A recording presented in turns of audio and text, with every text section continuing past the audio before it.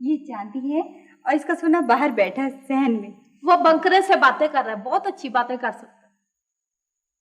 ये दोनों कुछ दिन यही रहेंगे। चाचा फजलुद्दीन ने कहा था कि मेहमानों की देखभाल में मदद करेंगे। मेहरबानी है इनकी बाजी। ये तुम दोनों माँ बेटियां हवाई अड्डे नहीं गई? गाड़ी में जगह नहीं थी बाजी।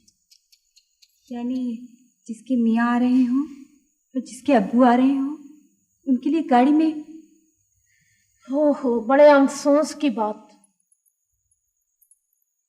ये तुमने क्या हालत बना रखी है। चलो उठो, तैयार हो, अच्छे अच्छे कपड़े पहनो, अपनी शक्ल दुरुस्त करो। 2 साल बाद तुम्हारे मियाँ आ रहे हैं, तुम्हें देखेंगे तो क्या सोचेंगे? बस ठीक ही है बाजी, जैसी भी हो। ठीक नहीं हो, जाओ जाके तैयार हो।